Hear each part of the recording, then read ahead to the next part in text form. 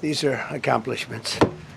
We have a lot of accomplishments, and as you know, this is the anniversary, first anniversary, January 20th, and it's been an amazing period of time. We have a book that I'm not going to read to you, but these are the accomplishments of what we've produced. All page after page after page, individual things.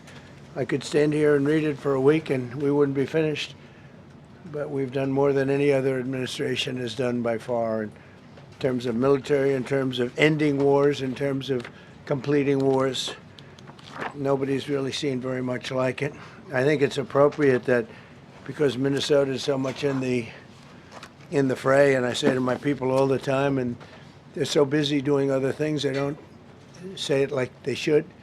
They're apprehending murderers and drug dealers and a lot of bad people, and these are just some of the more recent ones that we have, and I can show you some of the people, vicious, many of them murderers. These are all out of Minnesota, just Minnesota. I say, why don't you talk about that more? Because people don't know. Do you want to live with these people?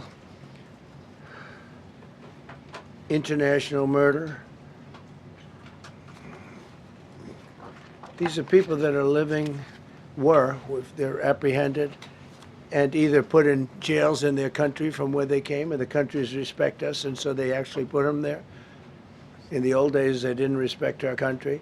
Biden wouldn't do this because he let them all in.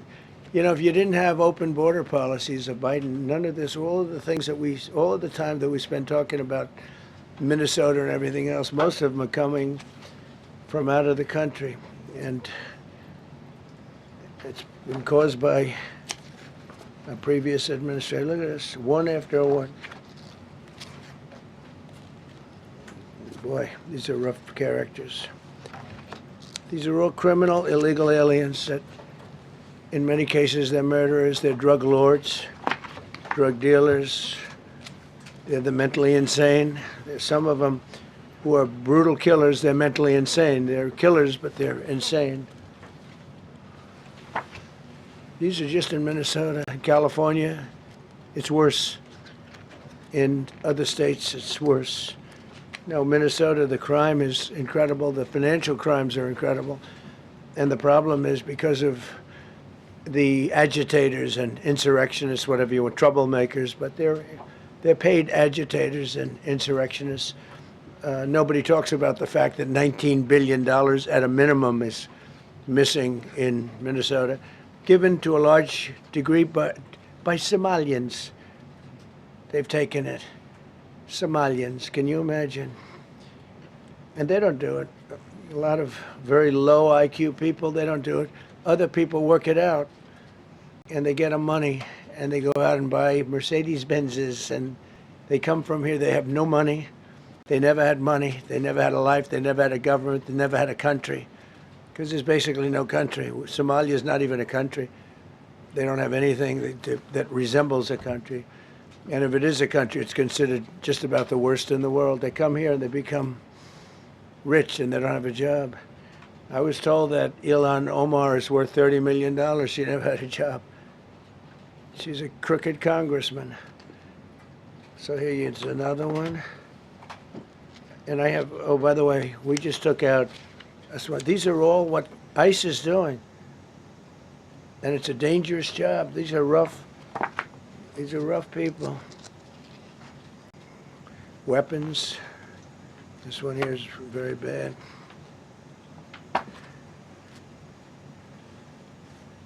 I'm going through this because I think we have plenty of time. I'm going to beautiful place in Switzerland where we'll be, I'm sure I'm very happily awaited for. In Switzerland, they don't know about this. They don't have this problem. They have other problems, but they don't have this problem. Look, killed somebody. Look, and these are rough people. These are not, this was all allowed into our country through open borders. The dumbest policies, you know, men and women's sports is dumb. But to me, having an open border for the world to come in, drug dealers and prisoners. Venezuela, as an example, opened their prisons into the United States. That's why one of the reasons I felt so strongly against Venezuela. Now I'm loving Venezuela. They've been working with us so well. It's been so nice. And an unbelievably nice woman also did a very incredible thing, as you know, a few days ago. We're talking to her, and maybe we can get her involved in some way. I'd love to be able to do that. Maria, maybe we can do that. But we're dealing with the people and the president and all of the people in Venezuela, and we've been doing great. The oil companies are getting ready to make massive investments there. They have more oil than even Saudi Arabia. There you go. These are rough water. This is all Minnesota, every one of them. This is one state out of many. And these people are, let's see, yeah, these are all, so far, people that came from outside of the country. They were allowed in by Sleepy Joe Biden, Crooked Joe Biden, whichever you like. You can call him whatever you like. They're both right. He's sleepy and he's crooked. He was the worst president we've ever had. And we've had some bad ones, too. I can tell you, all you have to do is look at trade. You're not getting bored with this, right? I hope you don't. But these are people that you have to see. Strong-arm rape, aggravated assault with a weapon, and many other crimes.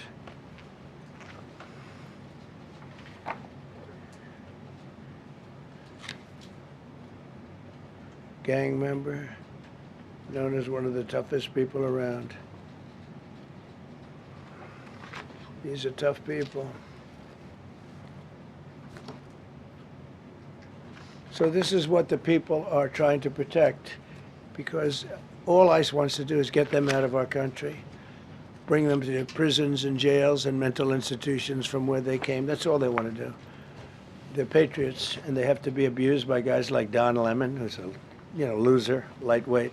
I saw him the way he walked in that church. It was terrible. I have such respect for that pastor. He was so calm. He was so nice. He was just accosted. What they did in that church was horrible yesterday. Look at it here. 24 convictions. 24 times convicted. They're not charges. These are convictions. So he comes from outside the country. Do you think he's going to be good here? He's convicted 24 times. He's going to be good here, right? It doesn't work that way. He's a man murderer. It's one of many. One of many. All they want to do is get him out. They want to take him out of our country.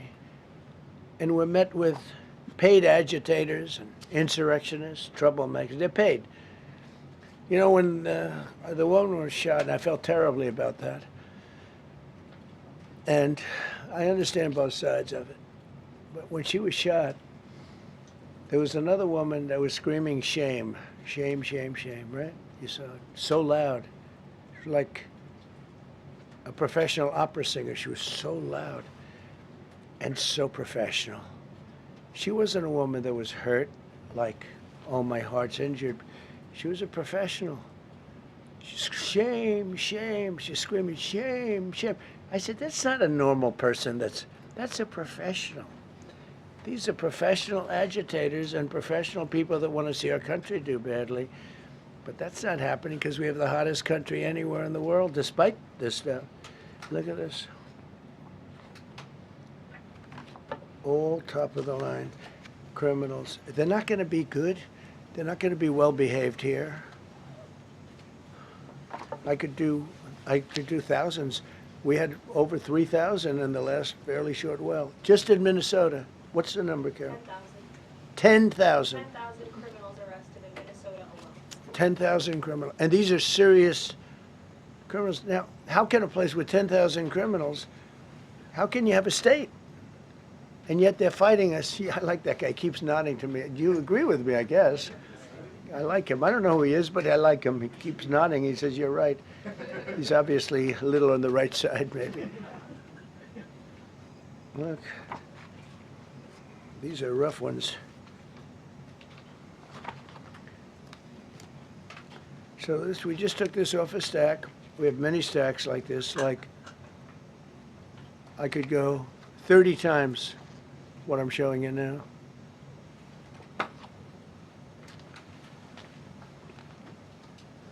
Relations with Hezbollah, that's nice. Why do we allow them in our country? I'm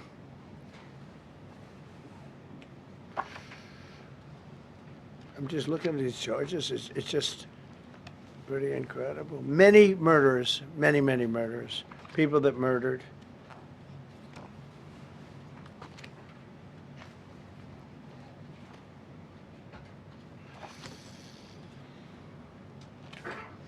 So what ICE does, and Border Patrol is incredible, too. I mean, Paul Perez and that group is incredible.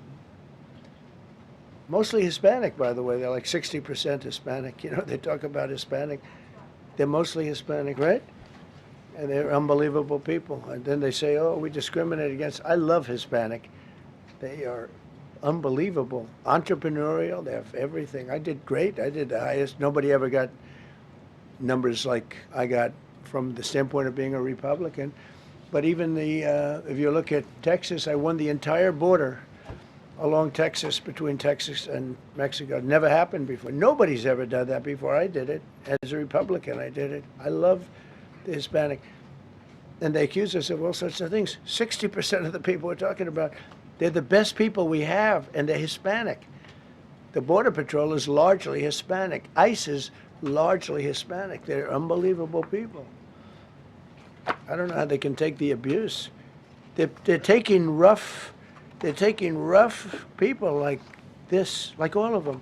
We have 10,000 at least. I could have done 10,000 of them. You're lucky I only did like 100. And this isn't even the worst of the group. They have murderers. They have some people we can't use their picture for legal reasons, but they're up for murder in their own country. And we jeopardize their case. When we send them back and we coordinate with other countries. A tremendous amount of work. All allowed in here by an open border policy of the worst president in the history of our country. A man that didn't win the election, by the way, it was a rigged election. Everybody knows that now. And by the way, numbers are coming out that show it even more plainly. We caught him. So I just want you to know that it's a terrible thing. Here's the book on accomplishments. And this is something, ooh, I'm glad my finger wasn't in that sucker. That could have done some damage, but you know what? I wouldn't have shown the pain. I would have gone back. What, did you hear that? That was nasty. But I would not have shown the pain. I would have acted like nothing happened as my finger fell off. That was nasty. I think somebody did that. It was him. It was my man. How were you? You didn't do it. I know you did. I know you didn't. So, but here's the book. These are all things we have. I'm going to read a few of the samples, but look at this. These are all, each line is something that we did. Nobody did that before. And it's big stuff, too. Look, we have the hottest country in the world. So, I will read you a few. We ended Biden's stagflation. We were in stagflation. That's a disaster. That's far worse than inflation. As you know, he had the biggest inflation in the history of our country. They say 48 years. Pick your choice. But they had the biggest inflation in the history of our country. We have it right down to a normal number now. We're going to get it even a little bit lower. Created super high.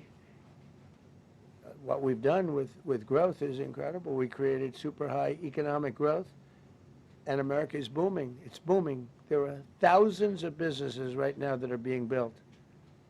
Many of the biggest factories in the world are being built right in our country. They're not going to other countries. They're leaving other countries. Fourth quarter GDP is on track to pass perhaps much more than 5% growth, and that's despite the fact that we had a Democrat shutdown. They shut down our country, and we had 5%. Nobody in this room has ever heard about 5%. I think it could be 20% if we do it right. If we don't, every time we have good numbers, they raise interest rates. You shouldn't do it. In the old days, if you had good numbers, they'd lower interest rates, or they wouldn't do anything. Here, they try and kill it. They always try and kill success. Over the last 20, 25 years, that's the way. In the old days, if you had good numbers, the market would go through the roof. Today, if you have good numbers, the market goes down.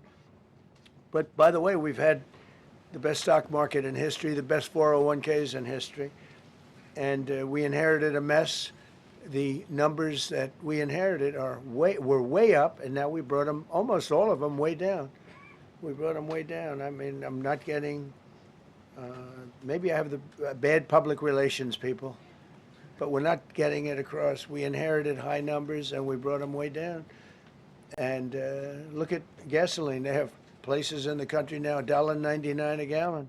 $1.99, $2.30, $2.50. I guess the average now they're saying is $2.31. I mean, he was at $4.50 and $5 for periods of time. And he went back to the Trump formula, but he didn't do it properly, and he really went back to parts of it because you would have had $8 gasoline if they didn't. But he didn't do it properly. He had people that didn't know what they were doing. Core inflation for the last 3 months is 1.6%. 1.6. Their core inflation was so high that nobody could even calculate it. Under Biden, real incomes declined $3,000. Think of that, $3,000. That's a year. In 12 months, Trump real incomes went up by $2,000 and $3,000 and even in some cases $5,000. It's a tremendous difference. Stock market has set 52 all-time record highs during the course of the 11 months, because this was done on 11 months. Now we are actually officially 12 months as of today. 52 all-time record highs. That means 401ks did great. I have people see me all the time, policemen that guard us really well, and got to know them a little bit. And they said, "Sir, you're making me look so good. My 401k is through the roof. My wife thinks I'm the greatest genius, that I'm a financial genius, like Warren Buffett." He told me that. He said, I think they have better returns than Warren Buffett right now. But he said, all my life, my wife has been criticizing me for not being smart financially. Now, all of a sudden, she loves me more. But we added $9 trillion in value to retirement accounts, saving many people. I mean, they were going out of business. Think of it. We added $9 trillion of value to retirement accounts, savings accounts, and 401ks. That's during the course of 12 months. And I think it's probably 11 months because I don't think they have it for the 12. They have it for the 11. Added $9 trillion of value. Lifted more than 1.2 million Americans off food stamps in 1 year. They would have had another 1.2 million. We would have had, welfare would have gone up. And instead of investing $18 trillion in our country, now it's probably more than that, but $18 trillion and having thousands of plants being built all over the country, you would have had thousands of plants closing all over the country, and you would have had disinvestment, and you would have had welfare going way up. You know, if you look at SNAP, take a look at SNAP, what happened with that? It was at $7 billion, and it came out to over $51 billion. Nobody has ever seen anything like it. The past administration had no clue, or they were really bad, but they basically had no clue. But they did have a concept. I mean, they're still trying to sell the idea of men playing in women's sports. You saw that in the Supreme Court. I mean, some of those justices were fighting for them, too. They were fighting for them. But you saw that just the other day in the Supreme Court. Men playing in women's sports doesn't work. Secured a record-breaking $18 trillion in commitments for new investments. Apple, NVIDIA, SoftBank, Oracle, TSMC, Johnson & Johnson, Eli Lilly and Company, Micron, AstraZeneca, General Motors, Hyundai, Ford, Honda, GE Aerospace, many, many others. I left a Ford plant a week ago in Michigan that they were going to close 2 years ago, and now they just announced that they're going 24 hours around the clock making cars. Tariffs did it. I don't know what the Supreme Court's going to do. I think to me it reads so plainly, couldn't be plainer. You're allowed to do a license. Tariff is probably less severe than what a license could be. But think of it, you're allowed to do a license, and then they have a clause at the end, something to the effect, or what is necessary, something to that effect. And what is necessary was tariffs. I don't know where there's a case even there, but we've taken in hundreds of billions of dollars, and if we lose that case, it's possible we're going to have to do the best we can in paying it back. I don't know how that's going to be done very easily without hurting a lot of people. But we're waiting for that case anxiously, and we have tremendous national security because of tariffs and tremendous income. We have, and by the way, no inflation. So everyone said, oh, tariffs will cause inflation. We have no inflation. We have very little inflation. Biden had inflation, and he didn't do tariffs. We had a huge problem. We have a 62% reduction in our trade deficit. So if you had a 1% reduction, a normal president would have a 1%, 2% reduction. Everybody would be high-fiving. Had a 62% reduction. Next year we won't have a trade deficit. We secured most favored nations agreements to slash drug prices by as much. And to me, I think this might be the biggest thing of all. We get zero talk about it. The New York Times had a story way in the back of the paper, a little story about it. I think it's the biggest thing there is when you talk about health care. Drug prices will go down more than ever before for any country because we were priced at such a level that we were subsidizing the entire world, big place in the world. We were paying 10, 12, 13 times more than other countries. 13 times more, not 13%, 13 times more. A pill that was selling in London for $10 would sell in New York for $130. That's 13 times. More than that even. But we secured most favored nations agreements to slash drug prices by as much as 300, 400, 500, and even 600%, including with Pfizer, AstraZeneca, Eli Lilly, Nova Nordisk, Gilead Sciences, EMD, Serenio, and many others. If you look at some of the prices that are coming down, where a price would come down $1,300 coming down to $87. Think of it. So something that was costing $1,300 is now costing $87. And the fake news doesn't want to write about it. That's why I do this. I don't like to do this, to be honest with you. But I do it because got to get the word out. We signed one big, beautiful bill. I call it the Great Big Beautiful Bill, delivering the largest tax cuts in history. No tax on tips, no tax on Social Security, no tax on overtime.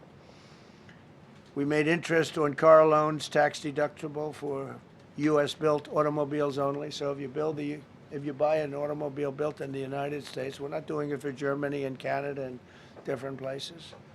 We're doing it only if it's built here. We want them to be built here. A lot of the Canadian auto plants are closing and they're moving into the United States. Same thing with Mexico, same thing with Germany, and same thing with Japan and other countries. They're moving into the United States because of tariffs. Because they don't want to pay the tariffs. It's too much. They can't pay the tariffs. So they're coming here. Nothing different than what other smart countries did. But it works better for us. Under my leadership, it's not done properly, but it's done properly. We have, again, more plants being built than at any time in the history of our country.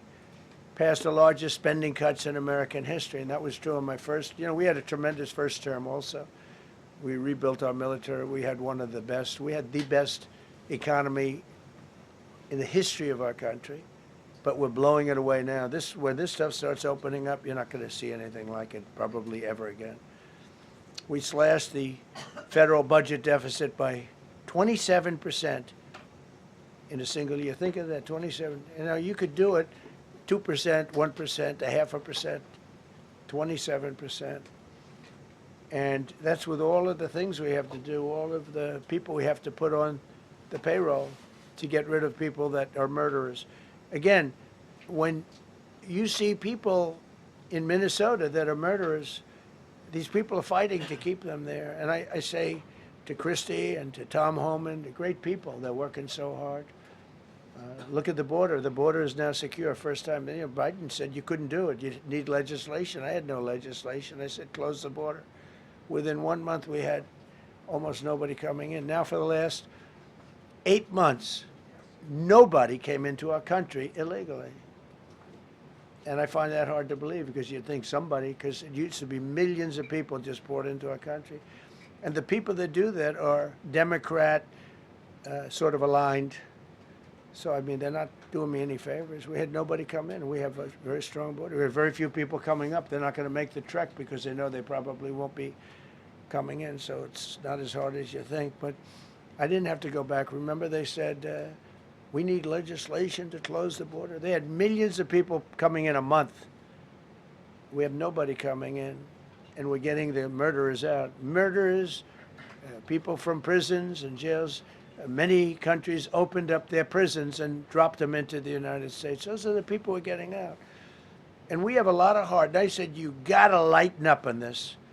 We have a lot of heart for people. They came in illegally, but they're good people, and they're working now on farms, and they're working in luncheonettes and hotels and all. And we're looking to get the criminals out right now, the criminals. And I think it's very important. I mean, every once in a while you see a story, we take somebody. He should be out because they came in illegally. So in theory, they should be. But we're focused on the murderers, the drug dealers, the mentally insane. We have a lot of mentally insane killers. I mean, you can't even talk to them. It'd be nice if you could have a little reason, but you can't even reason. These are seriously ill people. You have a couple of countries where they were loaded up. Their mental institutions and insane asylums were loaded to the gills. They couldn't get. They're empty now. But they're filling up because we're bringing them all back. We know where they came from. And every country accepts them. You know, under Biden, they wouldn't take. They had so little respect that they'd bring them there, and they wouldn't take them. They said, get the hell out of here. They would be bringing a plane in to land in a country, and they'd put 5 planes on the runway so you couldn't land the plane. So they'd come back with the people that they were bringing back. They don't do that with me. They do that with me, they have problems. They don't do it. They accept them back. They're not happy about it, but they accept them back. Cut a record number of regulations. I promised to eliminate 10 old regulations for every one new regulation. Instead, we cut 129 old regulations for each one added. Think of that. I wanted to do 10. In my first 4 years, I did. When we put on a new regulation, you had to cut 8. This year I said you have to cut 10. Instead, we cut 129. So every time, so far, can't remain like that, I don't imagine. I hope I can, because we have so much wasted regulation, stupid regulations. Regulations where they go by California, which is a disaster state, with a governor that truly is doing a bad job. He's killing that state. If he ever ran the country, this country would be Venezuela. Very quickly. Using tariffs slash the U.S. trade deficit by an incredible 77%. The trade deficit is down, and that doesn't include the last month where we had our best month. We slashed the trade deficit by an incredible 77% in 1 year with no inflation, something that everyone said could not be done. So we had essentially no inflation. In fact, the last month we had almost no inflation. But we slashed the trade deficit by 77%. If you slash it by 1%, that was good. Again, we did that with tariffs and intelligence. We did that with November 5th, great election. We secured historic trade deals to reduce barriers on U.S. exports with countries covering 40% of all U.S. trade. Think of that. American exports are up by more than $150 billion this year. People said, oh, we're not an exporting. All we do is buy. If you keep buying, you're not going to have a country for very long. So we increased exports by more than $150 billion. Investment in American factories is up 41%. That's a record. Nobody goes 41% up. You go 2% up, 1% up. You go down by 3%. If Kamala got elected, the 41% up would be 41% down. We removed over 270,000 bureaucrats from the federal payroll. That's another thing.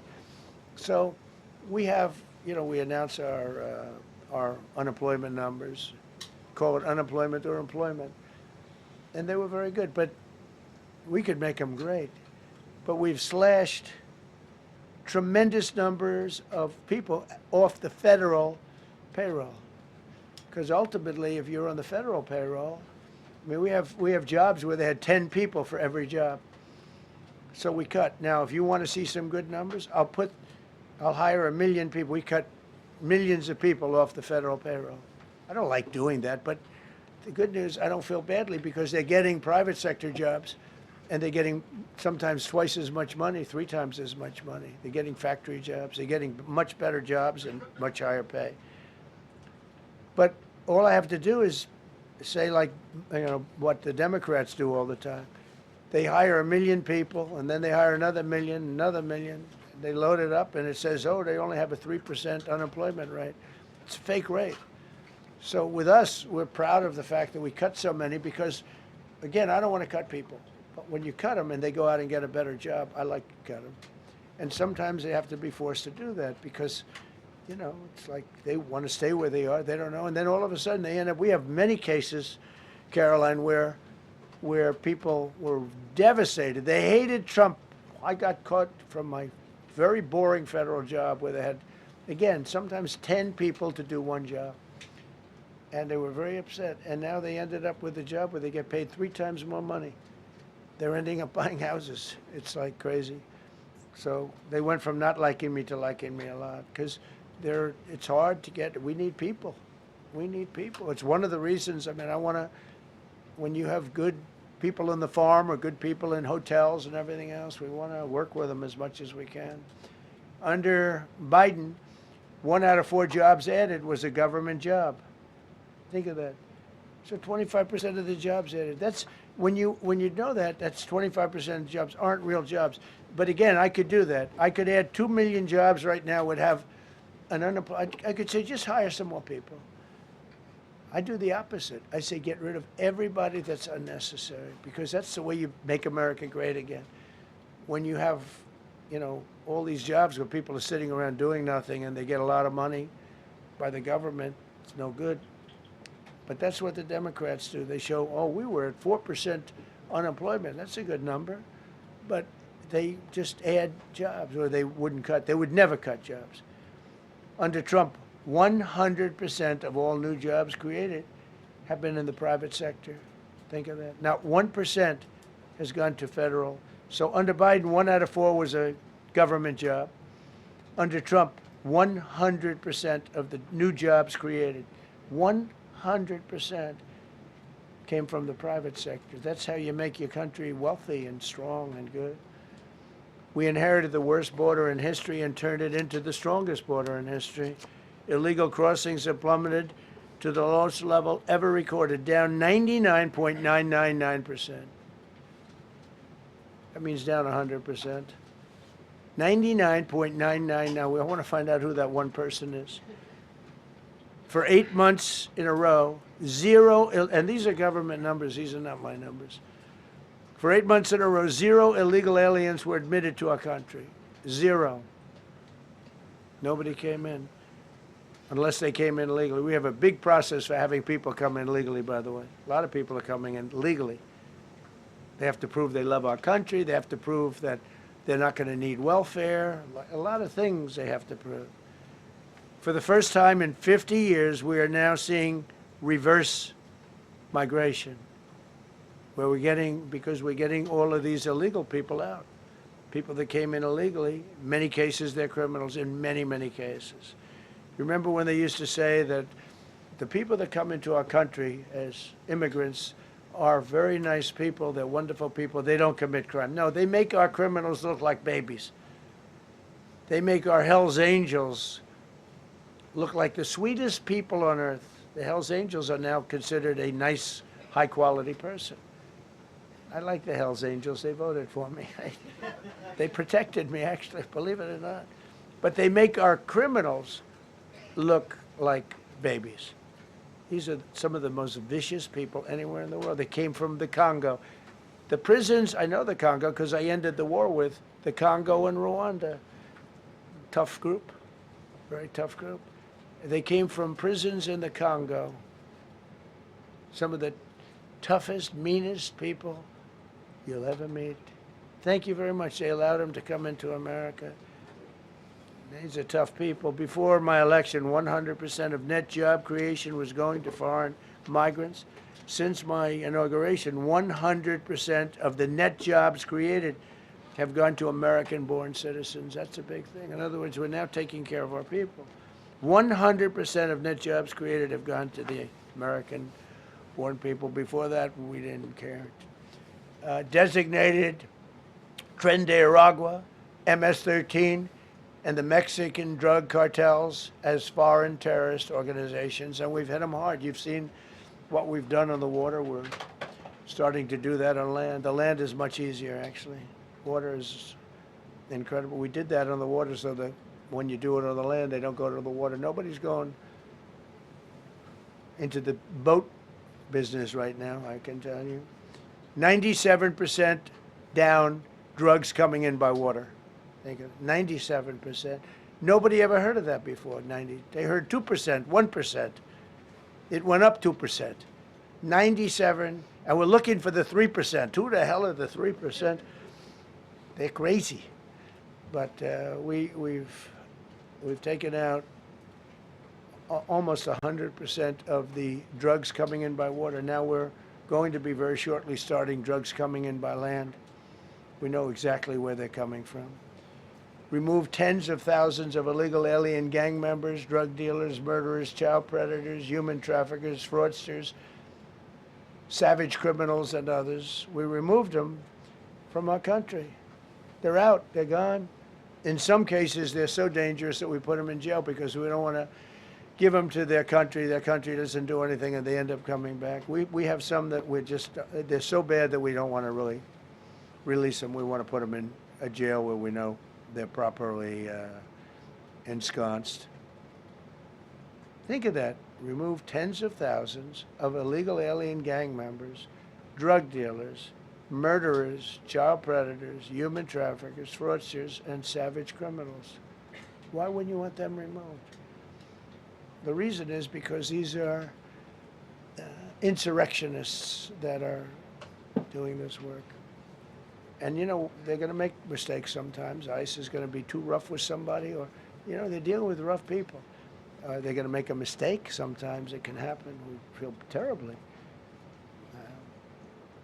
I felt horribly when I was told that the young woman who was had the tragedy. It's a tragedy. It's a horrible thing. Everybody would say, ICE would say the same thing.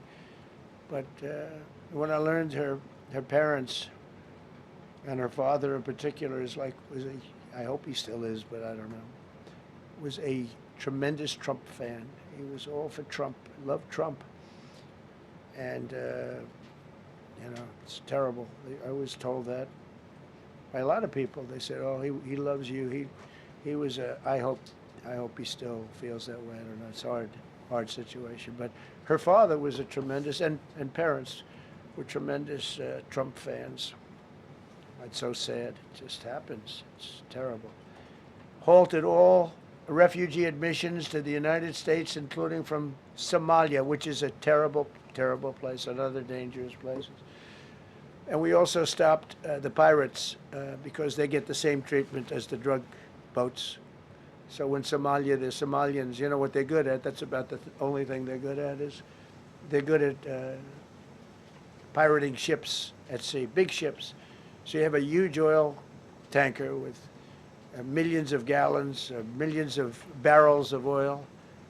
And if it gets hit by a big weapon, the whole thing blows up. And they don't want to fight because if they do, they're told by their insurance companies, do not hand over the ship. And they're not allowed to have any guns on the ship. They're literally, you have these massive ships being taken over by a Somalian small boat with a big weapon. Because if they hit the side of the ship can blow up I mean, you talk about a blow up. Bad, we've seen some bad things happen. And the insurance companies, some of these ships cost more than $1 billion to build. And the insurance companies say, look, we'd rather give them money than take a chance on $1 billion insurance policy. But they don't have to worry about it because we hit them the same way we hit the people with the drugs in their boat. They don't know what the hell happened. But all of a sudden, there are no pirates at sea. Do you notice? We haven't had a boat taken in a little while. Came out of Somalia, really corrupt place. It's not a country. They don't have government. They don't have anything. I always hate to see this. Ilan Omar, she comes from Somalia, a backward country, probably the worst country. They say it's the worst country in the world, if it's a country. I don't even think it's a country. There's no organization, no anything. They don't have police. They don't have military. They don't have anything. They just have people running around, killing each other and trying to pirate ships. But she'll come here, comes, and then she wants to tell us how to run our country. The Constitution says that I am entitled to this. I can't stand her. Terminated all taxpayer-funded benefits for illegal aliens and kicked 275,000 illegals off of Social Security. They were illegally getting Social Security. 275,000 people. I'm telling you, it's not that this is pleasurable, but if I were an elected president, this country was going to be destroyed quickly, very quickly. I think within a year, if you had Kamala or a Joe type. I mean, Joe was a disaster, but if you had Kamala, he was the replacement. I was up by like 25 points on Joe, and they said, hey, let's get somebody else. This never happened. Well, I had so many firsts. You're leading somebody by a lot, and they say, oh, let's take him out, let's put somebody. That's like I said to Dana White the other night. I said, you know, Dana, it's like you have a fighter, two fighters, one guy is winning by a lot. And they say, oh, let's take this guy out, let's put a new fighter in the ring with him. That's what happened to me. I was doing great with Biden. The whole campaign was against Biden. All the money was spent against Biden, and all of a sudden I got Kamala. Everyone said, who the hell is she? But that didn't work out too well for them, but never happened before. We are about lots of firsts. Designated English as the official language of the United States of America. We did that very powerfully. And while we're at it, we also took the Gulf of Mexico, and now it's the Gulf of America. Because we have 92% of the shoreline. It always bothered me. I'd say, you know, we have most of the shoreline. Mexico has a small percentage, talks about 8%. We have 92%. And I said, why is it the Gulf of Mexico? It should be the Gulf of America. I was going to call it the Gulf of Trump, but I thought that I would be killed if I did that. I wanted to do it. I wanted to. My people worked so hard. Sir, I don't think it'll look too good. I'm telling you, it's a good thing. And it'll be hotter than ever, I said. No, but I decided not to do that. I'm joking, you know, when I say that. I was not going to call it the Gulf of Trump. Because tomorrow it'll be, Trump wanted to call it the Gulf of Trump, but he was rebuffed by his people. My people don't rebuff me too much. The Gulf of Trump, that does have a good ring, though. Maybe we could do that. It's not too late. No, we have the Gulf of America now. It's great. Our country is proud for the attack on Venezuela, the attack on the Iran nuclear capability, wiped it out. I mean, first administration, Soleimani, the father of the roadside bomb, al-Baghdadi, the father of ISIS, who was rebuilding ISIS. We wiped them out. Done a great job. Signed an order that will end birthright citizenship for children of illegal migrants. You know, that case is in court right now. That case was meant for the children of slaves. All you have to do is look at the years. Look at the years where the cases were filed and where the decisions were made. They were right at the end of the Civil War. They're trying to say that, you know, in China's making a big business out of that. They come to the country, they have a child, the American citizen, they get all the benefits. It had nothing to do with that. That was for the children of slaves. And I hope the Supreme Court so rules. Designated fentanyl as a weapon of mass destruction. It is. We lost, I believe, 300,000 people this year. 300,000 people. That's like filling up one of those big football stadiums 5 times. It's not even believable. I mean, you could be in a war and you wouldn't lose that many people. So we designated fentanyl a weapon of mass destruction. Conducted numerous successful military strikes against narco-terrorists operating in our hemisphere, including the water strikes. Drugs brought in by ocean. So I told you that we're down by, close to 100%. It's hard to get somebody to pilot those boats. Very hard. They have to be people that don't watch television, don't read the news. And we just blew up their facility. They had a docking facility where the drugs were stored. And now we have a great relationship with Venezuela. We're getting along fantastically with the leadership in Venezuela, so we wouldn't have to do that. This was done before the attack.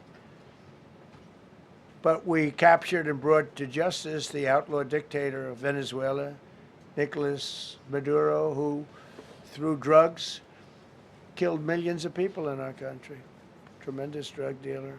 Also sent millions of people into our country, including Tren de Aragua, the worst gang. They say it's the worst gang in the world. They took over parts of Colorado. They just take the apartment building. They just took it away. Just took it away like we're here. They cut the hand off one man because he called the police. Who called the police? I did. You took my apartment from me. Boom, no hand. This is what they sent us. Restoring law and order, new category. D.C. and Memphis, federal task forces deployed massive numbers of federal law enforcement officers and National Guard to restore safety. Crime down in D.C. is almost down to nothing. D.C. was a very, very dangerous place, and I think you probably know better than I do. I have a lot of people in the media thanked me for that, but some of them found it hard to thank me. But, D.C. is now, look how beautiful. D.C. is now, you can walk right from here to a restaurant, right through the center of town. You can be with your child, with your loved one, with your lover. Your lover's not going to be killed anymore, so you can act like a real lover. But you can walk right through the middle of the town, and D.C. is beautiful again, too, You notice we took all the fences down, almost all, the rest are coming down. We got the graffiti all off. National Guard's been amazing. We didn't tell them to do that. That's not their job description. But they were picking up garbage and everything. They were great. And I don't know, to me a town, it looks better when you have military people. These are big, strong guys, are bad guys. Look at them and they say, we're not going to mess around. But what they don't know is that we took over 2,000 people permanently out of D.C. These were career criminals. But I feel much better seeing those people there. I went in a couple of times and had dinner in D.C. I walked right down the middle of the street. I felt very safe. A year ago, I couldn't have done that. I would have been crazy to have done that. Secret Service wouldn't let me do it. They weren't thrilled anyway, I will tell you. It wasn't like they were thrilled, but we did it, and it was great. But D.C. is a great thing. We have virtually no crime in D.C. anymore. And before we did this move, we could do the same thing with Chicago. We brought Chicago down 25%, even though we just had a minimal crew there. We brought Wisconsin down. We brought Minnesota down, way down, even though everything's a fight, because they want to keep those people that are lying on the floor. They want to keep those people in Minnesota, but they really don't. I don't think the real people of Minnesota, it's a very corrupt place, and the elections are totally corrupt. I feel I won it all 3 times. Nobody's won that state since Richard Nixon. It's a rigged state. And the Somalians vote as one group, even if they're not citizens, and they vote as one group, and you get 600,000 votes against you. They all ought to get the hell out of here. They're bad for our country. Nationwide achieved the largest reduction in violent crime on record. So this just came out. Nationwide, over the last 11 months, achieved the largest reduction in violent crime on record, including the largest one-year drop in murders ever recorded. Almost 2,000 lives were saved. That's despite the fact that we took in criminals under the leadership of the Democrats and Joe Biden. More motor vehicle theft is down by 100,000 vehicles nationwide. That's another. Nationwide, the motor vehicle theft was out of control, and now it's very much in control. It was down by more than 100,000 vehicles to a record low. Began the process of eliminating cashless bail policies across the nation. You got to get rid of your sanctuary cities, and I hope our people know that we're not going to pay sanctuary cities. We're not going to pay them anymore. They are sanctuary for criminals. They hold criminals. We're not going to pay. They can sue us, and maybe they'll win. But we're not giving money to sanctuary cities anymore as of the beginning of the month. We began the process of eliminating the cashless bail. Well, cashless bail is where it all started. It's a disaster. And then other places. I don't know if it started in New York. I remember it starting in New York. So if somebody comes in, murders somebody, and they let them out, no bail, no nothing.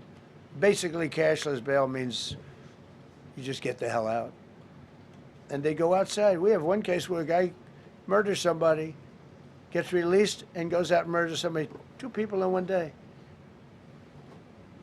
No, we got to get rid of cashless bail. They got to pay, got to have bail. There's a reason for bail. Long tested. Signed an executive order to bring back mental institutions and insane asylums. We're going to have to bring them back. Hate to build those suckers, but you got to get the people off the streets. You know, we used to have, when I was growing up, we had in my area in Queens, I grew up in Queens, we had a place called Creedmoor. Creedmoor, did anybody know that? Creedmoor. It was a big, I said, Mom, why are those bars on the building? I used to play Little League baseball there, at a place called Cunningham Park.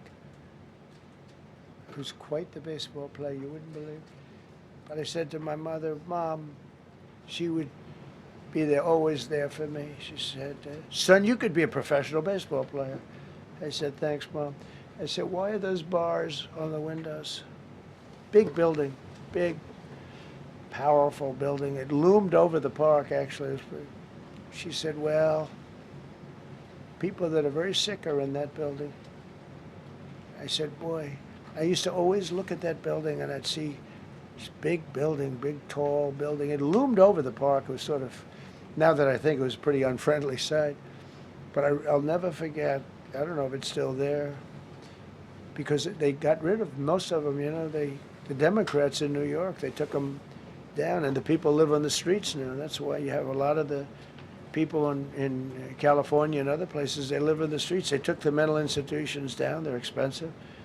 But I'd say, why does that building have those bars? Boy, it wasn't normal. You know, you're used to looking at like a window. But this one, you look at it, all this steel, vicious steel, tiny windows, bars all over the place. Nobody was getting out. It's called a mental institution. That was an insane asylum.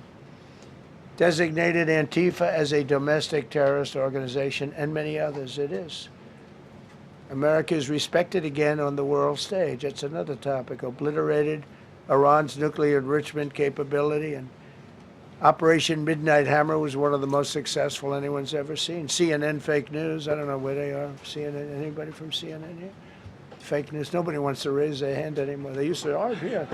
Now, if you're with CNN, you don't raise your hand. But they said, well, maybe it wasn't that successful, which I really was angry because these pilots took their life in their hands. 2 o'clock in the morning with no moon, dead dark, guns shooting at them. They went in with those beautiful B-2s, and every single bomb went down an air shaft and obliterated it. And CNN came out and said, well, maybe it wasn't, by a scam writer who wrote, you know, fake stories, a lot of fake stories on other topics, right? Because when we did it, we said, that's a terrible thing. You know, the pilots came back and they said, we hit everything. They did a great job. Then on top of that, we launched from a submarine about 30 Tomahawks on top of everything else. The place was obliterated. CNN said, well, maybe it wasn't that bad. Turned out it was worse than it was. You know who could tell you that? The Iranians would tell you that. Because if they do anything, they're going to have to start a brand new place. But they did an amazing job. It was like what we did with Venezuela. I mean, nobody's ever seen a military operation like that. ended 8 unendable wars in 10 months. These were unendable wars. Cambodia and Thailand fighting for years. Kosovo and Serbia. The Congo and Rwanda. Pakistan and India, they were really going at it. 8 planes shot down. They were going to go nuclear, in my opinion. The Prime Minister of Pakistan was here, and he said President Trump saved 10 million people and maybe much more than that. They're both nuclear countries. Israel and Iran. Egypt and Ethiopia were going to fight over a dam, and I got them to stop. I still got to work it out because they put a dam up in Ethiopia that stops the flow from a little river called the Nile. I always think of the Nile being in Egypt, you know, beautiful Nile with the pyramids, but they put a dam up. You know who paid for the dam? The United States of America. It's the biggest dam, I think, in the world. They put a dam up. I said, how did you let that happen? Why would we have done that? We financed it. This country would, I don't know. Maybe it was a Republican president, but I don't think it was. I think it was a Democrat. But what a terrible thing. So Egypt basically is, you know, they don't have enough water in the Nile. And they use that for a lot of things, including entertainment and travel and tourism and everything. I mean, I don't know. They got a big dam. I got to work that one out now, too. Armenia and Azerbaijan, President Putin told me, I cannot believe you settled that war. I've been trying to settle that war for 10 years. Armenia and Azerbaijan. They were fighting it for many, many years. And I ended up getting the heads of both countries in my office. Beautiful Oval Office, much more beautiful now than it ever was. And one sat on one side, one sat on the other. He said, you know, I've been the head of Azerbaijan for 22 years, and for 22 years I've been killing his people. And the other gentlemen, and both very good guys, said, I've been here for 7 years, and for 7 years I've been killing his people. And they started over there, and within an hour they were next to each other, and by the time we ended, they were hugging each other, and it's been a great peace, you know? Should have gotten the Nobel Prize for each war, but I don't say that. I saved millions and millions of people. And don't let anyone tell you that Norway doesn't control the shots, okay? It's in Norway. Norway controls the shots. They'll say, we have nothing to do with it. It's a joke. They've lost such prestige. That's why I have such respect for Maria doing what she did. She said, I don't deserve the Nobel Prize. He does. When she got it, they said, wow, that's amazing. I thought President Trump would get it. President Trump deserves it. He ended up 8 wars. How nice, right? Good woman. Got all 20 living hostages returned to their families, and the remains, they all came out. We got the 20 living hostages. We got the 28 hostages. They have 1 left that we think we know where it is. Amazing. Looked like we weren't going to get anywhere near that. Now they've gotten almost. And more importantly, we got many more, hundreds. We got them all. If we didn't do it, you wouldn't have had, most of those people would have been dead. I don't know if that's covered properly, but you know, the 20 is great. They were the last ones. I always said the last 20 are going to be hard, but we got them. We got the last 20, and we got close to 28 of the bodies of the dead. And to those parents, that was just as important as getting their son back alive. They were almost even more intent on they knew their son was dead. They wanted to get the body. I got him back. We just created the Board of Peace, which I think is going to be amazing. I wish the United Nations could do more. I wish we didn't need a Board of Peace, but the United Nations, and you know, with all the wars I settled, the United Nations never helped me on one war. I mean, I guess I'm not blaming them. I didn't call them to help, but I got, you know, the presidents and prime ministers together. We knocked heads. We got along, and they liked me. I liked them. Every single one of them nominated me for a Nobel Prize. Every one of the wars, among many other people, nominated me for a Nobel Prize. But Putin told me, I cannot believe you got this war settled. I've worked on it for 10 years because it's his territory. Rescued 83 American hostages and citizens detained from abroad without paying a lot of money. Paid no money. apprehended terrorists responsible for the Abbey Gate bombing that claimed the lives of 13 U.S. service members in Afghanistan, the lowest point in the history of our country. That was a Biden disaster. I was getting out, but I was getting out with dignity and strength.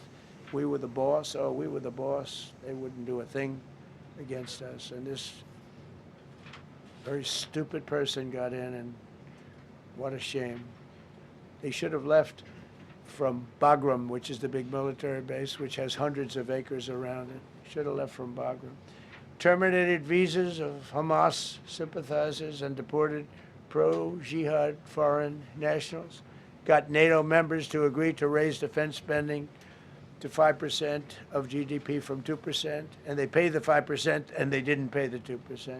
And by the way, I did more for NATO than any other person alive or dead. Nobody's done for NATO.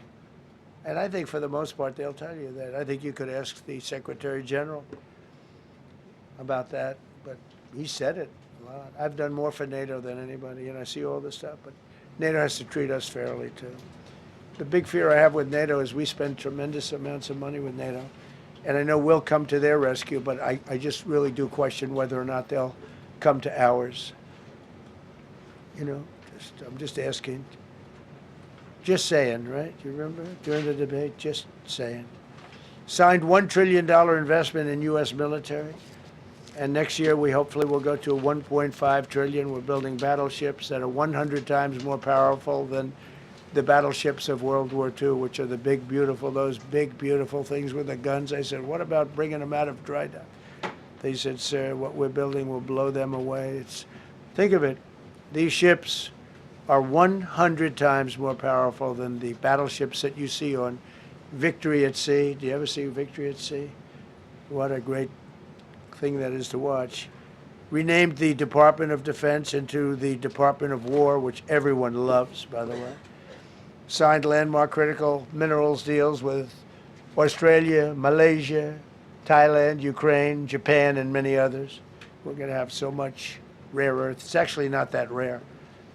Getting it processed is rare, but there's a lot of rare earth. There's a lot of earth around, I can tell you. Withdrew from the corrupt World Health Organization, where we were paying hundreds of millions of dollars a year. So we were paying $500 million a year, and China was paying $37 million a year. I said, why aren't we paying the same as China? They said, well, nobody asked. I said, China's got 1.4 billion people. We have 350 million, probably, with all the illegals, you know. China probably knows more accurately. But we have much smaller in terms of the number of people. We have a much more powerful military, but we have much smaller. I rebuilt the military during my first term, by the way. And while they gave away a lot to Afghanistan, the Taliban, which was just horrible seeing them, every year seeing them do that military down some dirty street, is a disgrace.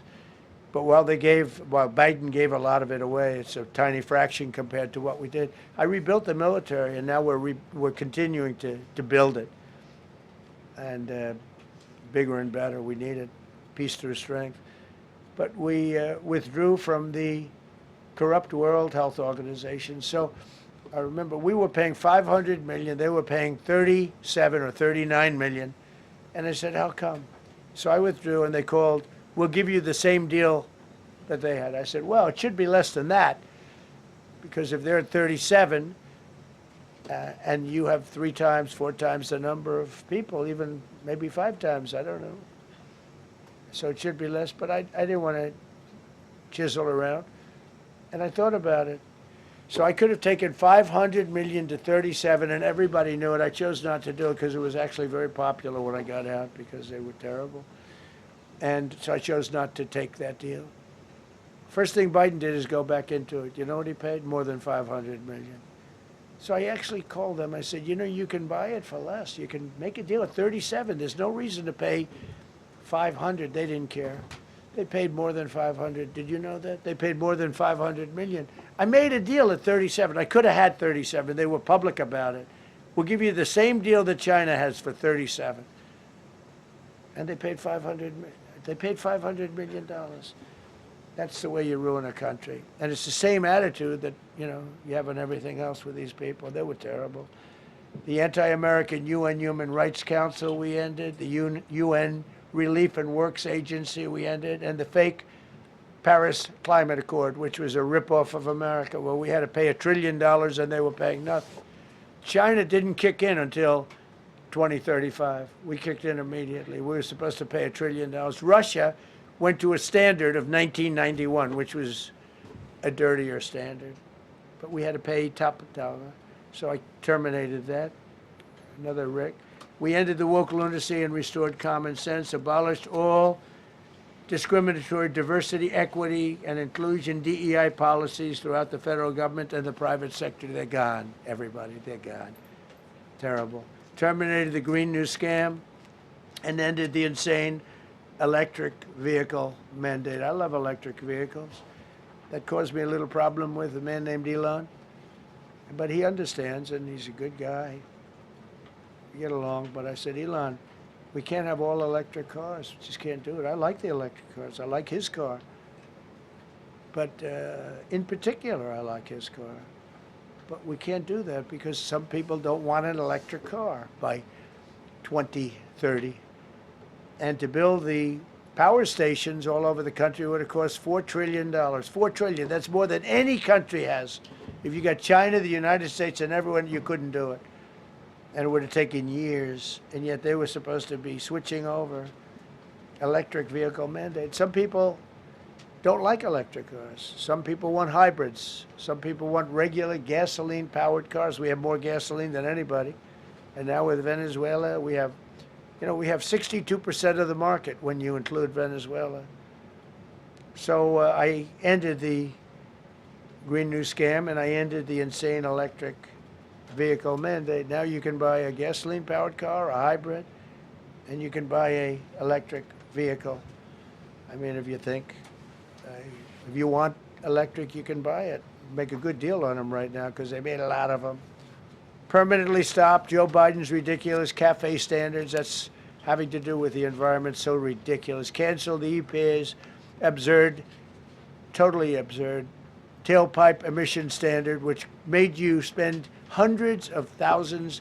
It made for hundreds of thousands of cars.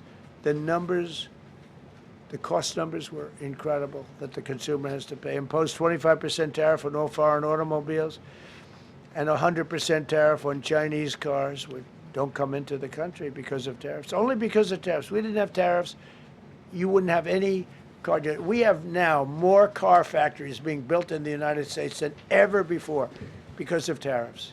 If they take those tariffs away, China will eat our lunch. They'll take all of our car business. Now, there's another way of doing it, but it's more cumbersome, et cetera, et cetera. I don't want to scare you, but it's much more cumbersome, not as good for national security as this. We have a perfect system right now. We're making a fortune. We've never been stronger, and I hope the Supreme Court does the right thing for our country, because if they don't, it's such a problem. It's just so, it would be so sad. We're doing so well because of tariffs. And the people that are heading up the lawsuit, like there's a guy named Leonard Leo, who's bad guy, and people that are very China-oriented and foreign car-oriented and foreign business-oriented, but in particular China, they're suing to get rid of tariffs because they don't want tariffs, like Coke. Coke has businesses outside of the United States. If you have them outside, you don't want tariffs. But because of tariffs, they treat us well. Without tariffs, they would treat us very badly. As you saw for many years, they respect us more now than they ever have respected us, by a lot. And revoked the California emissions waiver to stop San Francisco communists from regulating the automobile industry and destroying automobiles and the industry in the nation. I was with Bill Ford of Ford Motors. I was with all the people at General Motors the other day, and they are making more money and building more cars than they are doing so good. All because of tariffs and what I've done. And they're building their plants all in the United States. Reopened Anwar for drilling. That's a big deal. Launched a massive Alaskan pipeline project to export natural gas to Asia. We made a deal with South Korea and with Japan that gives us money, the likes of which nobody's ever seen before. Signed executive orders to end Biden's war on coal and put, I say, clean, beautiful coal. I never say the word coal. It has to be preceded by the words clean, beautiful coal. And put miners back to work. The miners love Trump. I think I got 100% of their vote. We banned transgenders from the military. We don't want transgender in the military. Ordered reinstatement of patriots expelled from our military with full back pay. So we had some people that were terminated and they're coming back into our military. Fired the woke boards of visitors at our military service academies. The boards of visitors were run by radical left, maybe communists, maybe not, but they were still heavily radical left and they were bad for us. Signed an executive order to remove anti-American propaganda from federal museums and national parks. Required the federal employees to return to work in person or be fired. We don't want them sitting in their home or in their bed working. We want them in an office that we're paying for in Washington, D.C. or wherever it may be. And we've largely taken care of that mess. That was crazy. I guarantee you they're out on the ball fields. I guarantee you they're out playing golf. And you can't run a country or a company that way. I think it's happening even so with countries and companies. But we had so many of our federal workers, they wouldn't come into work. Signed an order banning all government censorship and restoring free speech. Made it the official policy of the United States government that there are only two genders. This was not a tough one. Two genders. Can anybody guess what they are? Male and female. I think the Democrats know that too, but they refuse to admit it. Ban the use of puberty blockers, hormone injections, and other chemical and surgical mutilation of children. Can you imagine saying this 15 years ago? That we banned the use of puberty blockers, hormone injections, and other chemical and surgical mutilation of our children. You know, when I say it, I say, do I have to say that? I actually asked my people today, yes, sir, because people, that's where the country went. Banned men from playing in women's sports. Big Supreme Court case, and I mean, I can't believe it. Some of the justices were fighting hard for men to be able to play in women's sports, a couple of them. I can't imagine it, but I think anybody that rules that way should lose a lot of credibility. But we banned men from playing in women's sports. All you have to do is look at the records, look at weightlifting records, look at swimming records, look at track and field. It's not fair. It's very demeaning to women. Banned transgender ideology and critical race theory from our schools. Secured unprecedented settlements with Brown University, Columbia University, and many other colleges, including the University of Pennsylvania, where I went, the great old Wharton School of Finance. To restore fairness and merit, we're working with Harvard right now. They've been very anti-Semitic. Terrible what they've done. And we'll see what happens. I hear we have a deal, but who the hell knows with them? They have a lawyer that wants to show how hot he is. Ended taxpayer-funded student loan forgiveness for radical left and anti-American activists. Can you believe it? Began the process of abolishing the Federal Department of Education and returning education back to the states. And Linda McMahon is doing a fantastic job. Ended Joe Biden's weaponization of our government and removed his hand-picked radical left Marxist prosecutors from the Department of Justice, like deranged Jack Smith. He's a sick son of a bitch. They gave me the worst of the worst. And here I am. How did that happen? How did that happen?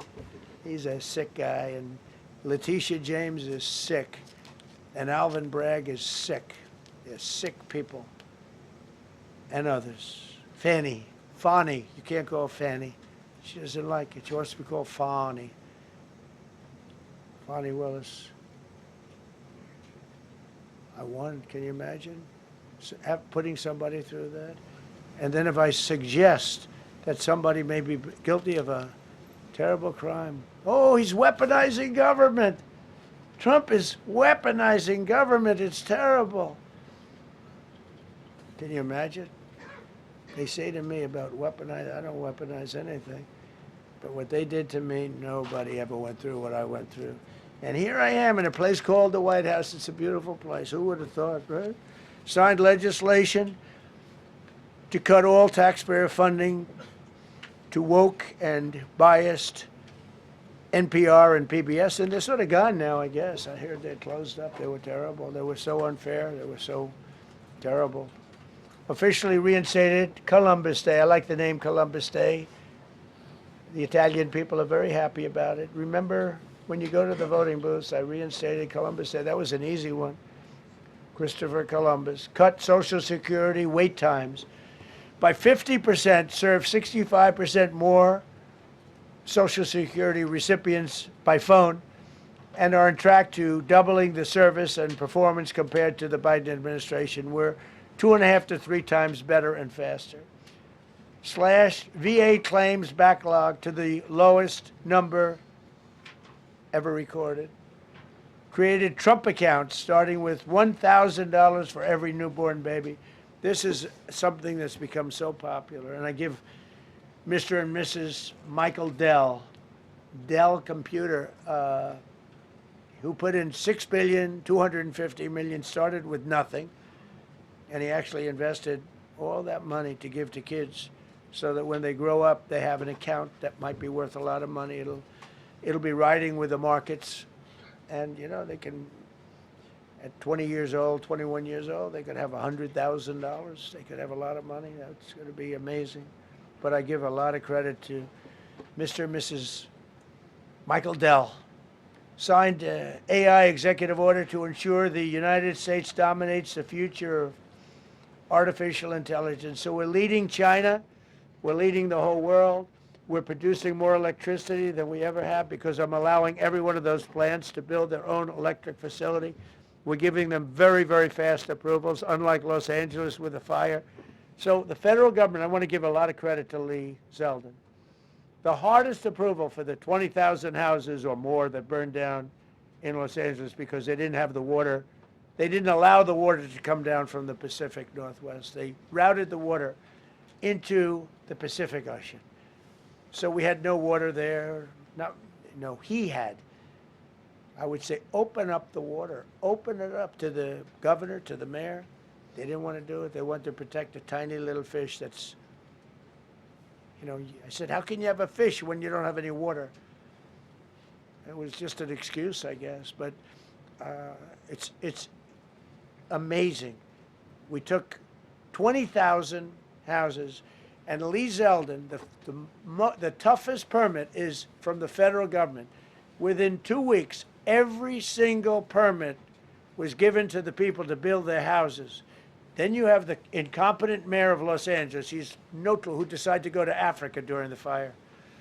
So you have this incompetent mayor, and I had it out with her the night when I got, right after the fire, I went there.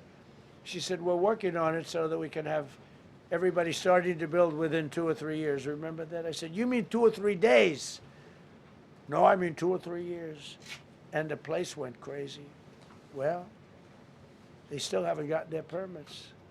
But every federal permit, every single one has been given a year ago.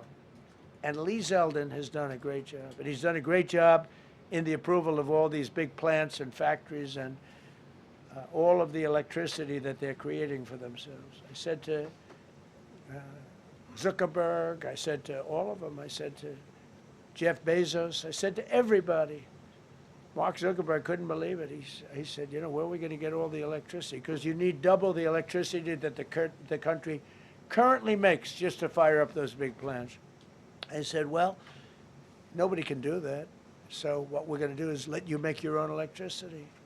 Nobody believed it. And I said, we're going to get you fast permits. So we get them within 2 weeks. And they're coming up with some of the most incredible electric plants you've ever seen.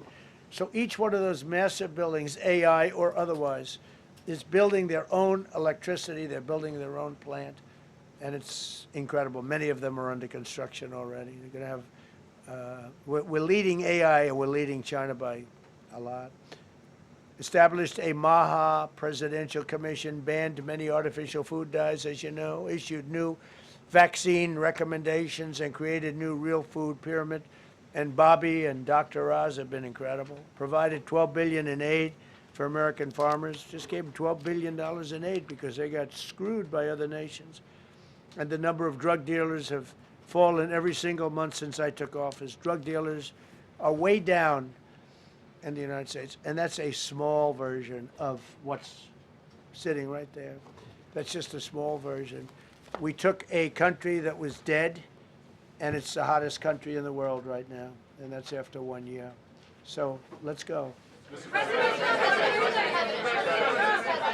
That's a lot of people. Go ahead, please. Yeah, go ahead. Thank you so much, Mr. President. I have two questions for you. One, do you want your Board of Peace to replace the UN? Well, it might. I mean, the UN just hasn't been very helpful. I'm a big fan of the UN potential, but it has never lived up to its potential. The UN should have settled every one of the wars that I settled. I never went to them. I never even thought to go to them. They should be able to settle those wars. They don't. I believe you got to let the UN continue because the potential is so great. And another one, you invited Lula from Brazil to be part of the Board of Peace. I did. What role do you I did. expect him to play, especially role. with I like him. Venezuela? Yeah, And I like another one, because the Are you from Brazil? Yes. The EU and Mercosur just signed a trade agreement this weekend, which is going to be the biggest trade zone, free zone in the world. Right. At the moment, you are talking a lot about tariffs. What is your reaction to that? So, two questions, Lula. Well, and then- look, I just think this. I think we have trade like we've never had before. We're doing better in trade than we ever have before. We're not being ripped off by every country in the world like we were before. We're doing numbers that nobody's ever thought possible. We're the richest we ever were. It's because of tariffs and the proper use of tariffs, and we're also the most secure. As an example, Iceland, without tariffs, they wouldn't even be talking to us about it. So we'll see what happens. I think it's going to work out quite well. Yeah, right behind. Thank you, Mr. President. How would you characterize your relationship with Emmanuel Macron and Keir Starmer right now? And have you spoken to them since your Truth Social post last No, I night? haven't, but I think I get along very well with them. I mean, they always treat me well. They get a little bit rough when they're, when I'm not around. But when I'm around, they treat me very nicely. And, I like both of them. They're both liberal. They've got to straighten out their countries. You can't, London is having a lot of problems. And if you look at Paris, got a lot of problems. They have two problems, immigration and energy. They got to stop with the windmills, and they got to go back like UK has an unbelievable asset called the North Sea. Norway uses it, makes a fortune. They have a better section of it, and they don't do it.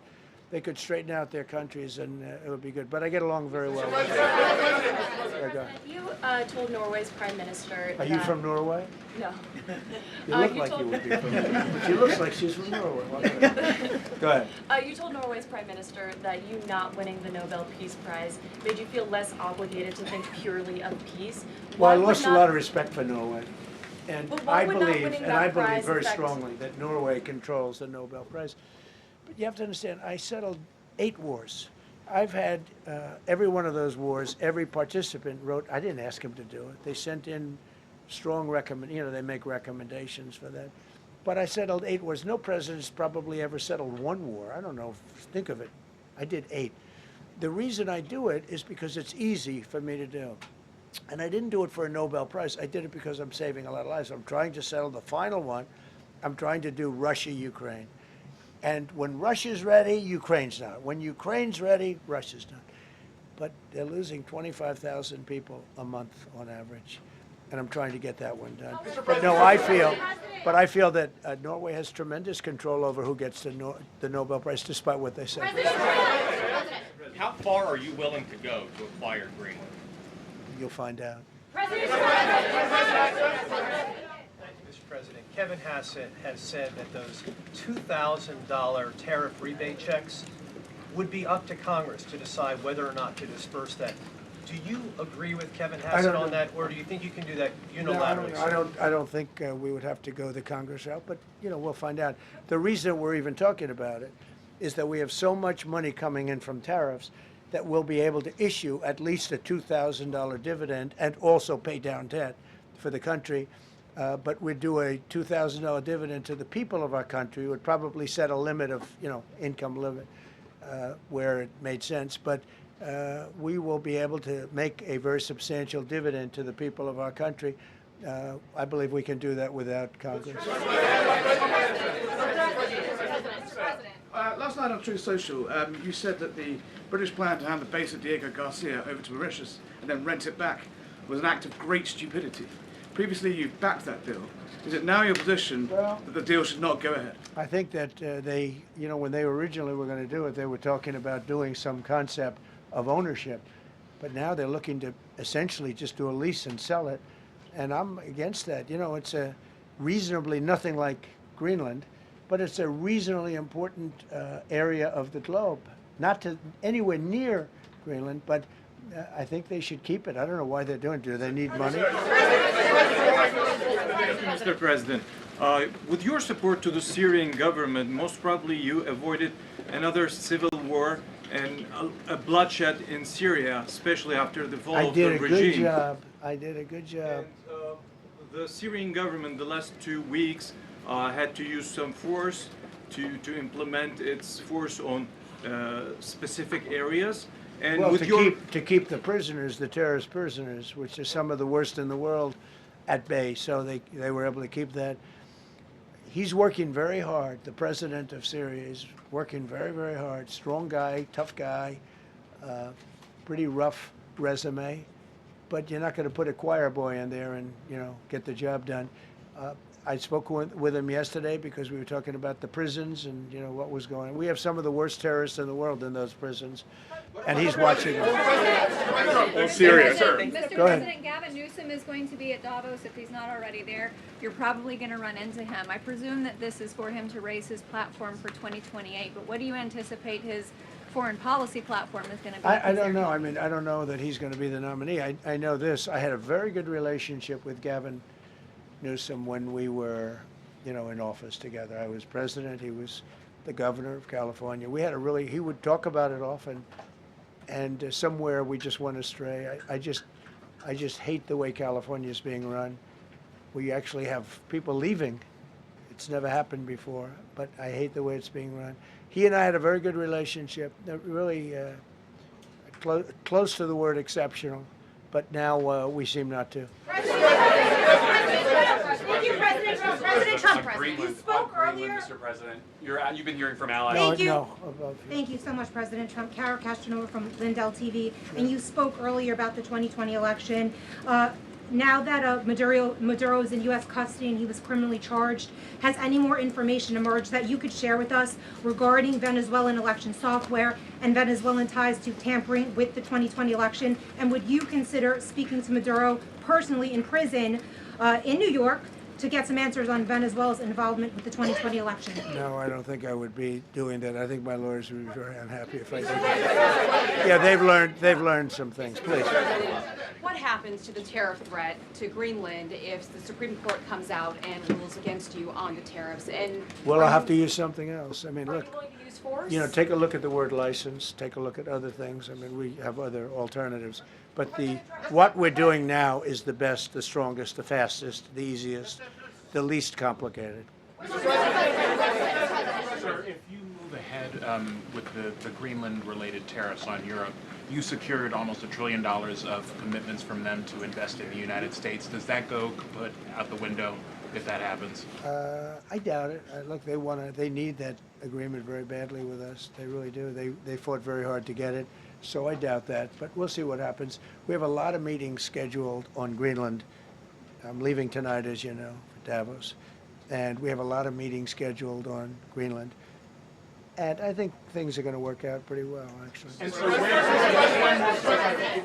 Thank you, Mr. President. Could you still go to Paris for the G7 emergency meeting as offered by President Macron? No, I wouldn't do that. No.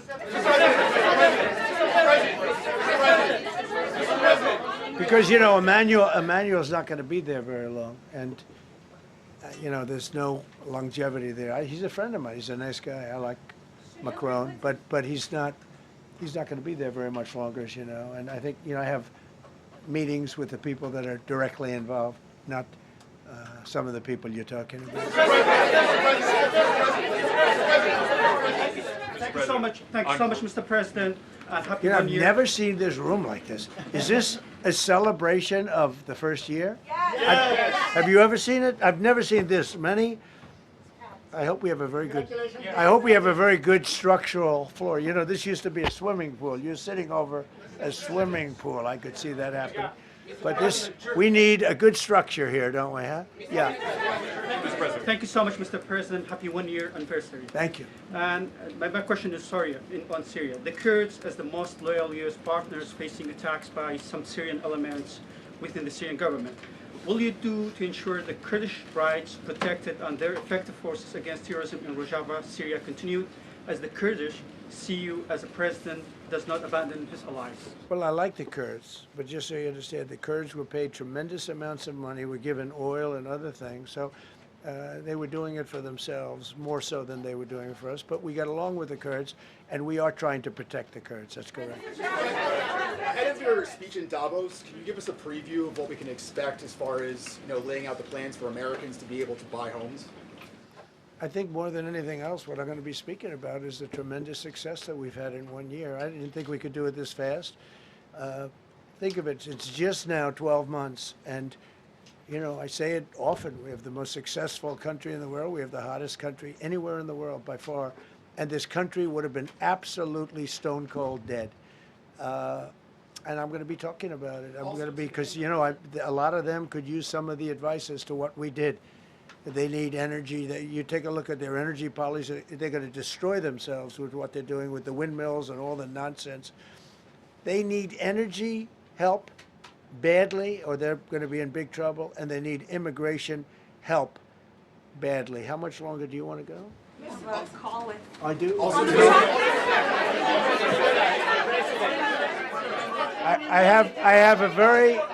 have a very important call with President Erdogan, who I like a lot. All right, one or two more questions. Go ahead. Thank you, Mr. President. During Go your ahead, second, please. Go ahead. One Thank you, question Mr. about President. Red. Yes. Thank you, Mr. President. The red blouse. Go ahead. You talked a lot at the beginning of this about the economy, some positive economic indicators. Polling shows a majority of Americans don't feel the economy is doing well. Are you worried you're making the same mistake as President Biden by telling No, the... I hope I don't make the same mistake as him. Look, I inherited a terrible, it's a great question, because we inherited a terrible, terrible mess between the border, between all the problems. The whole country was falling apart. And in 12 months, less than 12 months, in 12 months, we have the strongest border we've ever had. We have prices that are much, much lower than they were for the last time. We inherited very high prices. We inherited, remember this, inflation was at a historic high. We had never had inflation like that. They say 48 years, but whether it's 48 years or ever, we had the highest inflation, in my opinion, that we've ever had. Prices, because of that, were very high.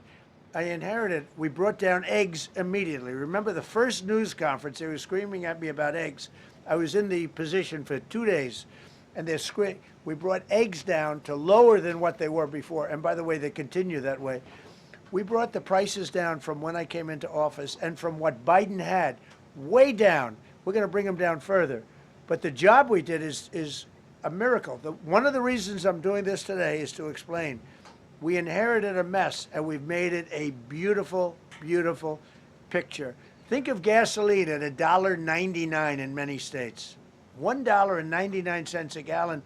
It was $4.50, $5, in some cases $6 or $7. We're at $1.99.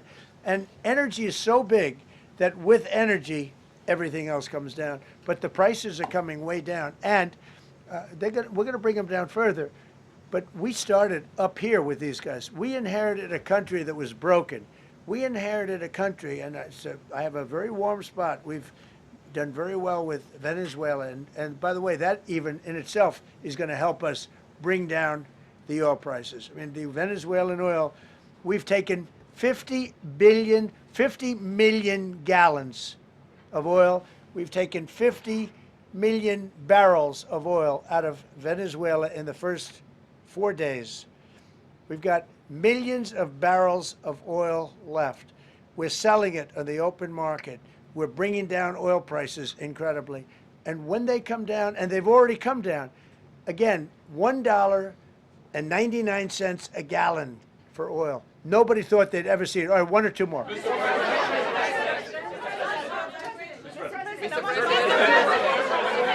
ahead, go, yes. President, Yes. I want to ask you about Iran. Is the military option still on the table? And can you assure us that the killing in Iran has stopped? And when regard to the Peace Council, which members have to pay $1 So billion? with Iran, are you from Iran? No, I cover the White House. Where are you from? I'm Palestinian American. So with Iran, they were going to hang 837 people, and I let them be known that, and we let them know that if that happens, that will be a very bad day for them. And they decided not to do it. They didn't hang the people. I can't tell you what's going to happen in the future, but supposedly they've taken that off the table. But they were going to, last week, they were going to hang on Thursday or Wednesday. They were going to hang, I think, 837 people, and they didn't hang anybody. So we're just going to have to see what happens with Iran. Is the military option off the table?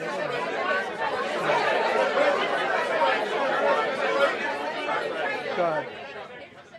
Thank you, Mr. President. President Trump. Thank you, President Go Trump. ahead, please. Thank you, Mr. Congratulations on your President. first year. Go ahead, I'll take your question. Okay, thank you, Thank you, Go Mr. ahead, President. right here. Thank you, Mr. President.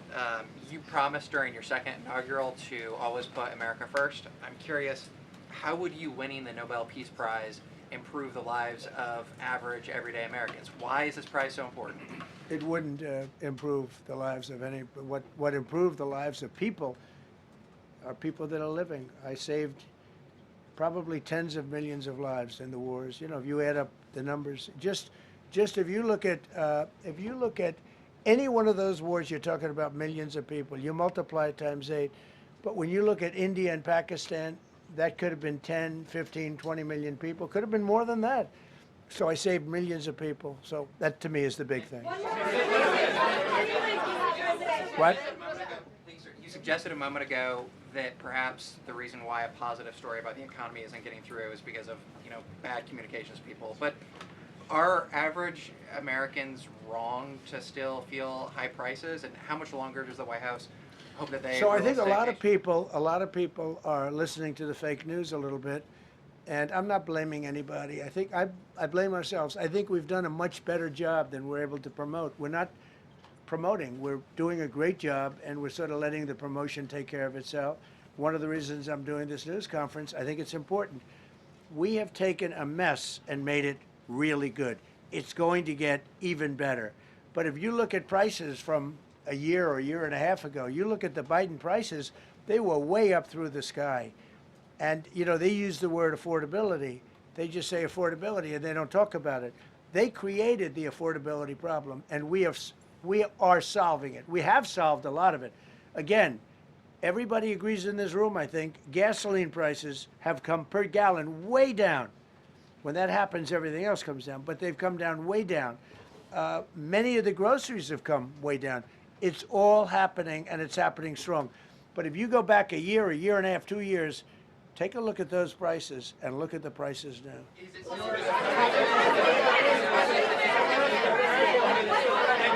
Mr. President, on Venezuela, you made a condition. Where are you from? I'm from Spain. Nice place. Thank you. You made a condition that the political prisoners should be freed. It seems that they are not being as fast as they promised in the beginning. Would that be an issue for the current government? They've agreed that they're going to let, I guess, most of them out. Depends on what they did, but they have released a lot of. Released a lot of political prisoners in Venezuela. Mr. President, earlier on last year, you had indicated that you wanted to take back the Panama Canal. I know we've heard a lot about Greenland. Is that still on the table? I don't want to tell you that. Sort of. I must say, sort of. That's sort of. Okay, one more. Yes, blonde, blue. Yes, go ahead, ma'am. Go ahead with the blue, holding the computer. If a consequence of your determination to take control of Greenland is the ultimate breakup of the NATO alliance, is that a price you're willing to pay? You mean the breakup of it's very the interesting NATO question. alliance? So I think something's going to happen that's going to be very good for everybody. Nobody's done more for NATO than I have, as I said before, in every way. Getting them to go up to 5% of GDP was something that nobody thought was possible, and pay. At 2% they weren't paying. At 5% they are paying. And they're buying a lot of things from us, and they're giving them, I guess, to Ukraine. That's up to them, but they're giving them to whoever they're giving them to, but they're buying a lot. I think that we will work something out where NATO is going to be very happy and where we're going to be very happy. But we need it for security purposes. We need it for national security and even world security. It's very important. How about it? Thank you very much. First of all, last year you told me that you believe that the reason you won the election is because God put you in this place so that you could save the world. Looking back 1 year, do you feel like God is proud of the effort that you've put in? I do, actually. I think God is very proud of the job I've done. And that includes for religion. You know, we're protecting a lot of people that are being killed. Christians, and Jewish people, and lots of people are being protected by me that wouldn't be protected by another type of president. No, I think a lot of people are very proud of the job we've done. We've had an amazing year. This has been one of the greatest years. Even some people that wouldn't necessarily love me instinctively, they're saying this was an incredible year. We've had an incredible year economically. Look at our border. Our border was a disaster. People poured. It was an invasion into our country of a lot of very bad people. Good people too, but a lot of very bad people from prisons and drug dealers and gangs and horrible people, murderers, thousands and thousands of murderers allowed into our country. And we now have the strongest border of any country. There's probably not a country, I guess North Korea has a pretty strong border, by the way, but there's not a country in the world that has a border like we do. And we took it from the worst border. We had the worst border in the world. Now we have one of the strongest borders in the world. One more question. You said you're confident something's going to get worked out in Greenland, but Greenlanders have made it clear they don't want to be part of the U.S. Well, what gives the U.S. the right to take away that self-determination? When I speak to them, I'm sure they'll be thrilled. Mr. President, are you committed to keeping the U.S. in NATO? I've had such a good relationship. I've made it so much better, so much stronger. It's so good now. NATO is so much stronger now. I don't agree with a lot of the things they've done, but that was done before I got there. I think NATO's been good. Sometimes it's overrated, sometimes it's not. But we have a strong NATO. When I came here, we had a weak NATO. We had a NATO at 2%, and they weren't paying. You had a nothing NATO. NATO's, whether you like it or not, it's only as good as we are. If NATO doesn't have us, NATO is not very strong.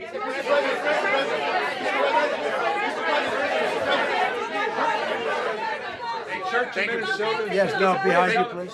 Thank you, President Trump. Yes, go ahead. Really appreciate it, sir. We heard a long list of accomplishments from the last year. Could you cherry pick the top 3? And then looking forward, what are your 3 most important priorities in 2026? So I think the building of a really powerful military has been a great achievement, and that would include the Venezuela thing, that would include the attack on Iran and the wiping out of the nuclear threat. I think that's been really amazing what we've done militarily. I think what we've done in business has been incredible. We have $18 trillion coming in. Plants are being built all over. Thousands of plants are being built all over the country. 18 trillion is a record. No country has ever come anywhere even close to that. I think that's a record. And I think that most favored nations for drugs is something that nobody thought they'd be able to get. Tariffs helped me there because the nations would have never gone along with it if I wasn't able to say, if you don't go along with it, we're going to put a 10 or a 15 or a 20% tariff on your nation. And they went along. and our drug prices are going to come down at numbers never even seen before, never even thought possible before. So those would be three things. Thank you all very much.